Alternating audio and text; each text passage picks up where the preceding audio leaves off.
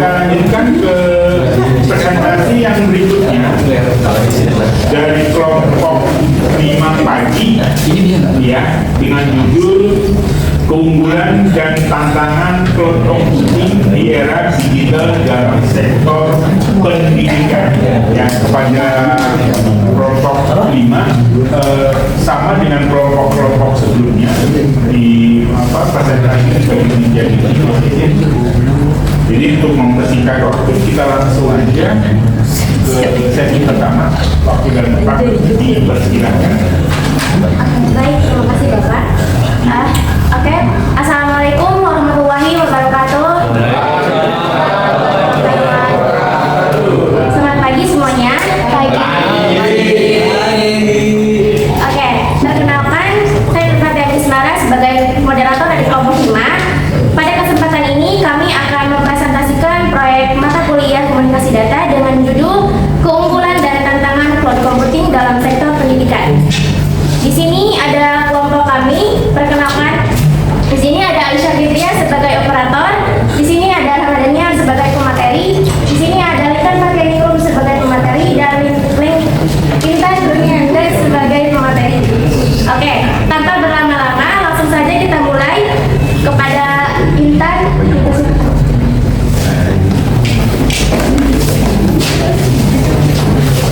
Pernah gak sih PL tugas kalian foto atau video hilang, mungkin gak pernah menghapus ke foto kepada sistem.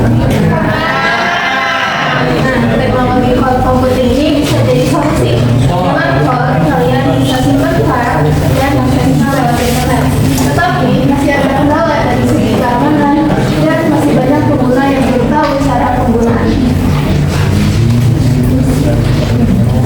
Tujuan kami adalah untuk mengkaji lebih dalam tentang keunggulan dan tantangan cloud computing di sektor pendidikan, dan kami juga ingin memberikan solusi agar teknologi ini dapat dimaksimalkan oleh sekolah ataupun kampus secara efektif dan terus menerus.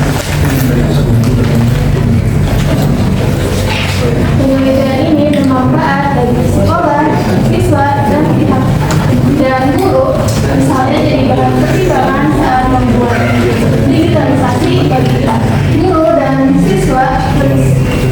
Bagi siswa lebih tahu potensi dan resiko, dan bagi peneliti tulisan ini dapat menjadi bahan pertimbangan untuk penelitian selanjutnya di bidang video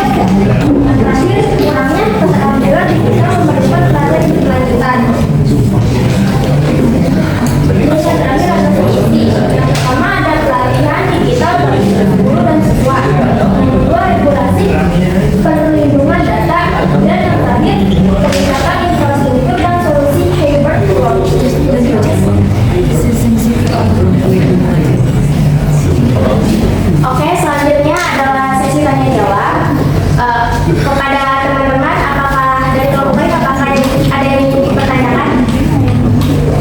Ayo coba. Satu, dua, satu lagi. Udah? Gak ada? Ibu-ibu gak ada yang nanya? Ibu. Ya. Empat. Krishna. Tiga. Oke. Silakan. Oke.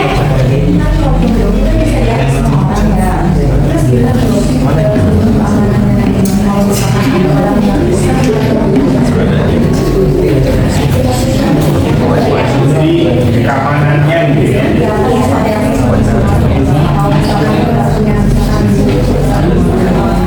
Ya, bagaimana cara mengatasinya? Oke, ayo bapak-bapak sekarang. Oke. Saya Kisah Rafael dari kelompok 6 izin bertanya, apakah penggunaan cloud computing otomatis menurunkan biaya pendidikan? Kan Menurunkan biaya pendidikan. oh, biaya pendidikan. Atau misalnya bisa makan gratis. Makan gratis. Siapa tuh? Makanya boleh makan gratis. Satu lagi. Kita pernah. Perkenalkan, saya Wasilai Wardani, perwakilan dari kelompok 4. Mengapa aspek keamanan data menjadi isu krusial dalam adopsi cloud computing dan siapa pihak yang paling bertanggung jawab mengatasinya? Kan Kominfo aja bisa kebobolan.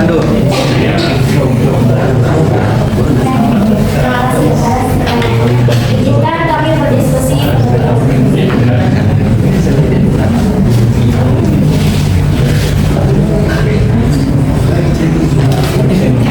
Jadi kalau kita lihat kan sekarang tuh banyak orang menyimpan kan di cloud nih.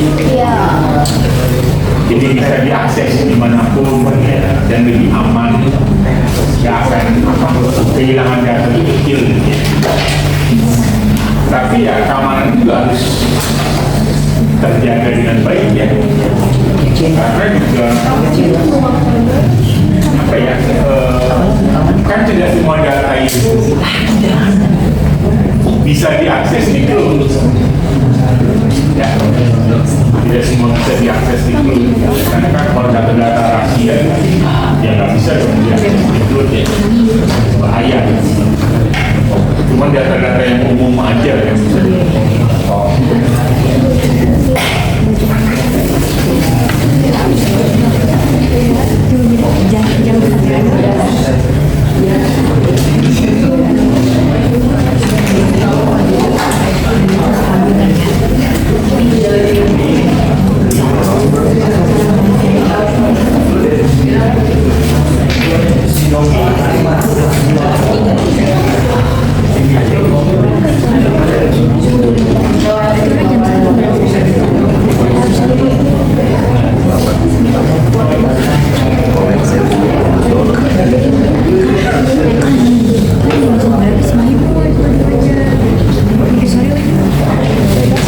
Baik, saya akan menjawab pertanyaan lagi lanjut.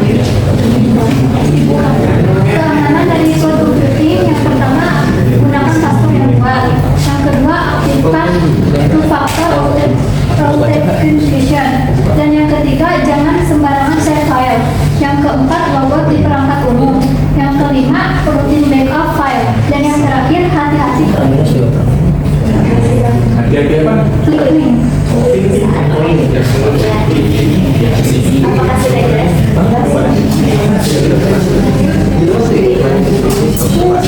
Selanjutnya saya akan menjawab pertanyaan dari Krisna. Apakah penggunaan computing tidak signifikan pendidikan? Menurut kami, secara jangka panjang, computing dapat menurunkan biaya perangkat proses pemeliharaan. Namun dalam jangka pendek, institusi perlu investasi untuk pelatihan, perawatan hukum, dan pelanggaran layanan. Jika tidak direncanakan dengan matang, bisa menambah beban biaya. Jadi penghemat tidak otomatis menjadi perlu strategi implementasi yang efisien dan berkelanjutan yang agar benar-benar berdampak pada biaya masa depan. Apa jelas? Terima kasih. Jadi membangun cloud itu mahal ya? Iya, mahal. Mahal. tapi nanti bisa menekan operasional, membangun yang mahal, tapi bisa mengefisienkan operasional. Ya. Oke, selanjutnya saya akan menjawab pertanyaan dari Mas Kayu. Jadi, data pendidikan itu menyimpan informasi pribadi akademik dan administrasi yang sensitif.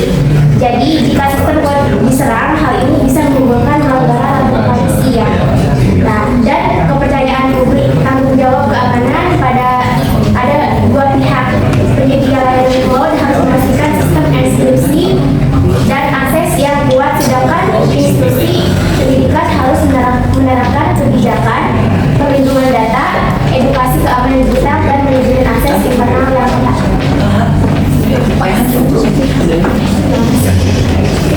Apa sih contoh yang paling kita serap pemanfaatan teknologi dalam dunia pendidikan seperti SMA sekarang? Jadi gimana contohnya yang nyata gitu ya kita pernah lihat apa yang dunia pendidikan anak SMA, SMK contohnya apa? Contohnya apa?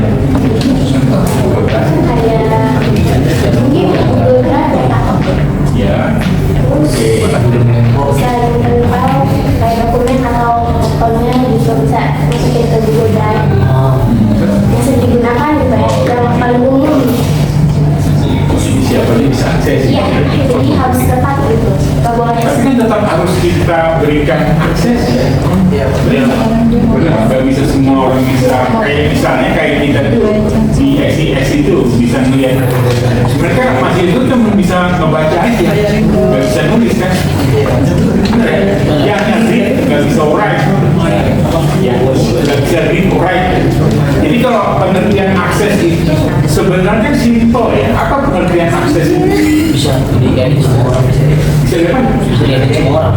Bisa dilihat semua orang. Maksudnya apa bisa di akses apa? Izin. Akses itu sebenarnya simple ya pengertian, bisa dibaca, bisa ditulisi, itu akses. Jadi makanya read and write itu. Jadi kalau kita berikan akses itu, ya kita batasin. Dia hanya bisa membaca aja, tapi nggak bisa nulis. Anda bisa bayangkan kalau Anda bisa punya hak akses penuh, bisa membaca, bisa menulis. Nilai itu bisa Anda tulis-tulis saja sembarangan. Iya. Yang dapat nilainya 70 jadi 95 bisa ya. Nah, jadi akses itu sebenarnya pengertian simple, bisa dibaca, bisa ditulisi, itu aja sih. Gitu ya. Jadi kita punya hak untuk bisa membaca, bisa menulis, itu aja sih. Simpel ya. Kalau dalam Linux berarti bisa dibagi Pak. Contohnya kayak ada folder di user ini, ada grup sama folder Iya. Iya, jadi misalnya kayak si folder bisa akses semua kayak read, write, dan execute kan. Terus grup cuma bisa read dan write aja. Karena order kayaknya read aja. Kita batasi aksesnya. Ya, siapa yang bisa baca, siapa yang bisa nulis. Ya. Jika tidak ada pertanyaan lagi, presentasi dari kelompok kami akan menutup. Selanjutnya adalah kesimpulan. Di sini kesimpulannya cloud computing meningkatkan mutu pendidikan dengan akses belajar luas, metode interaktif dan efisiensi biaya. Meski bermanfaat, tantangan seperti keamanan data, infrastruktur terbatas, dan literasi digital masih rendah, perlu diatasi. Dukungan kebijakan dan peningkatan infrastruktur jadi kunci sukses implementasinya.